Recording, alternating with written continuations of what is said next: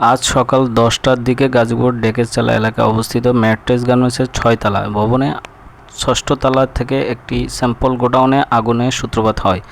আগুনের খবর পেয়ে ঘটনাস্থলে পৌঁছান ফায়ার সার্ভিস ও সিভিল ডিফেন্সের 6টি ইউনিট। প্রায় 1 ঘণ্টা ব্যাপী অভিযান চালিয়ে আগুন নিয়ন্ত্রণে আনতে সক্ষম হন তারা। আগুন লাগার পর ভবনের ভিতরে থাকা শ্রমিকদের নিরাপদে সরিয়ে নেওয়া হয়, ফলে কোনো হতাহতের খবর পাওয়া যায়নি। তবে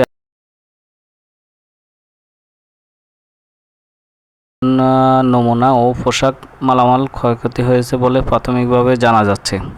ফায়ার সার্ভিসের উপমহাপরিচালক মোহাম্মদ মামুন সাহেব জানাচ্ছেন যে সকাল আনুমানিক 10টার দিকে আমরা আগুন লাগার সংবাদ পাই। সঙ্গে সঙ্গে আমাদের 6টি ইউনিট ঘটনাস্থলে পৌঁছায়, আগুন নিয়ন্ত্রণের কাজ শুরু করে। প্রায় 1 ঘণ্টা প্রচেষ্টা আগুন সম্পূর্ণ নিয়ন্ত্রণে আসে।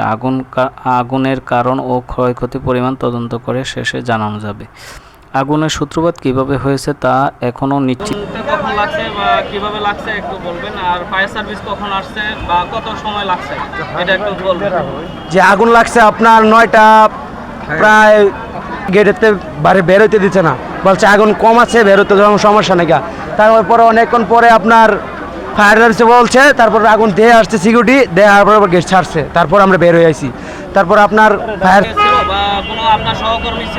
না না না ভিতরে এমন কোনো লোক ছিল না। তারপরে যেটুকু মানে ভিতরে যেটুকু অবস্থা, মানুষ সব বের হয়ে আছে। তার অনেকক্ষণ পরে আপনার আমরা আবার ভিতরে গেছি। আপনারা দেখতে পাচ্ছেন এটা একটা ম্যাট্রিক স্টাইলের একটা শিল্প প্রতিষ্ঠান, এখানে আগুন লেগেছিল।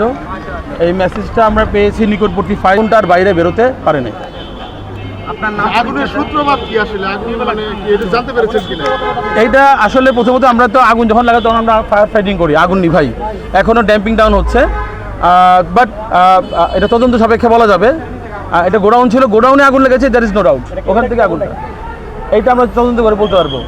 আর আমার নাম মোহাম্মদ মামুন, আমি উপসহকারী পরিচালক, ফায়ার সার্ভিস ও সিভিল ডিফেন্স গাজীপুর।